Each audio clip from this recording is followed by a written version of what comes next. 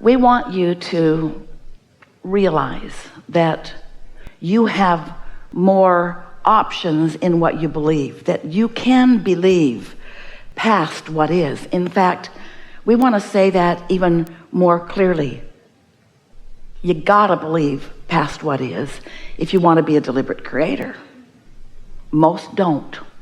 Most don't believe beyond what is. It is, and so they observe it, they like it or don't. They have an emotional response that reflects whether they like it or whether they don't.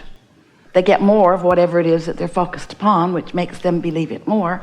And then most people set about taking those manifestations that are nothing more than response to their vibration and sorting them into piles. That's a good pile and that's a bad pile. That's a wanted pile, that's an unwanted pile. And then most humans argue over about the rightness or the wrongness of the piles, not realizing that they can participate in whichever pile of whichever subject that they want to, and that their attention to it is what causes more of that to come to them. This law of attraction is the law that organizes the entire universe.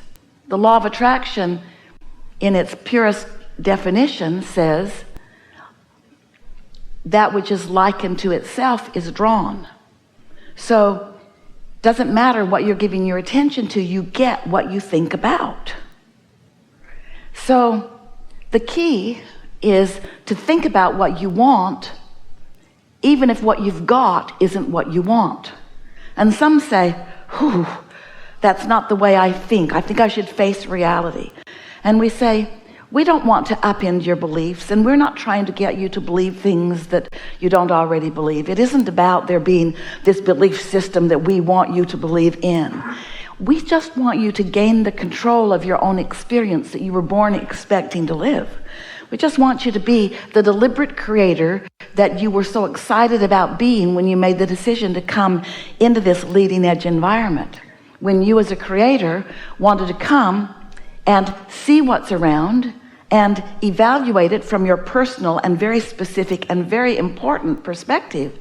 And then from that place, come to your own serious and important conclusions about what you prefer from where you stand. Because you understood that when the preference was born within you, that if you had the ability to focus in the direction of your preference, that the law of attraction and all of the energy of the universe would move in the direction of your attention. So we want to remind you of some things you knew when you made the decision to come. We want to remind you that the law of attraction abounds, and we want to remind you of the power of your own thought. And we want to help you to understand a very important concept, which is the path of least resistance. And by that we mean there is a current of energy that comes from source, that is on your side, that adores you and flows to you and through you, that is the basis of all of the good that life can bring to you. It comes from source energy. It's an awareness of source energy upon you and your value, your true perfection. It's source energy who adores you and who flows to you and through you. And when you get in alignment with that flow, that is the ultimate path of least resistance. It's the flow of love, it's the flow of clarity, it's the flow of well-being, it's the flow of good feeling, it's the flow of joy. It is the path of least resistance. And so love is the path of least resistance, and hate is the path of most resistance. Ease is the path of least resistance, and struggle is the path of most resistance. And so clarity is the path of least resistance, and confusion is more resistance. You see what we are getting at? So as you came into this physical body, you knew that part of you was being focused into this body, and you knew that this part of you that came into this human form would be subjecting yourself to a variety that did contain resistance. And you came willingly and expectantly and eagerly because you also knew that the larger part of you, some call it your soul, your inner being, some call it source or God. We call it your inner being, this non-physical energy of perfection and of expansion, continually becoming more.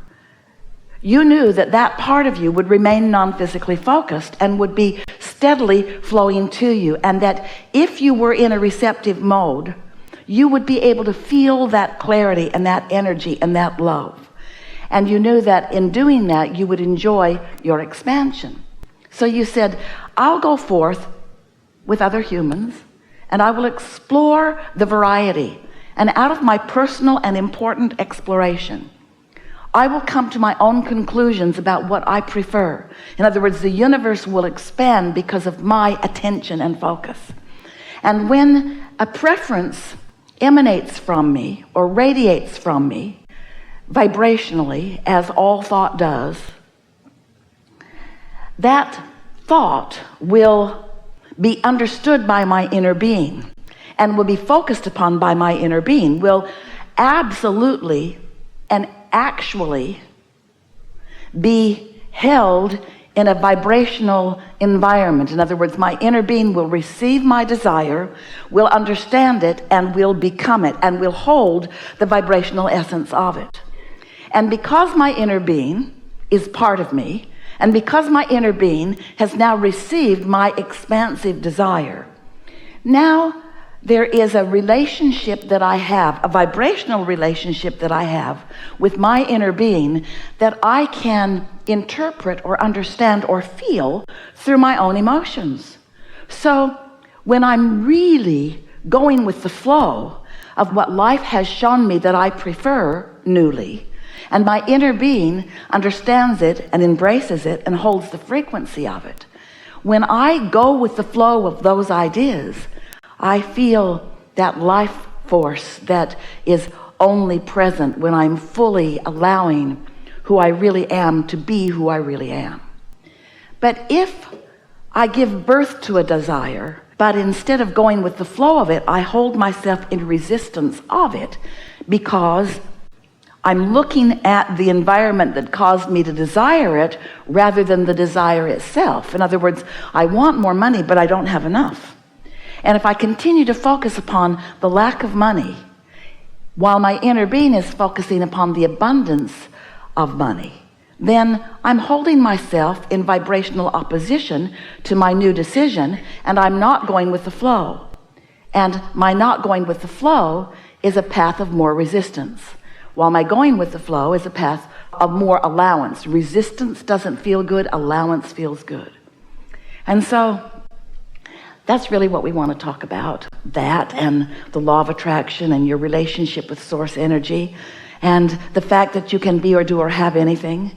We want to show you how to understand your emotional guidance system and how to focus in a way that allows you to be less resistant more of the time and more allowing more of the time, and therefore more joyful more of the time, more in control of your own life more of the time, more loving toward others, more supportive of others, more uplifting for others, more of the energy that creates worlds rather than the energy that holds the creation back just a little bit.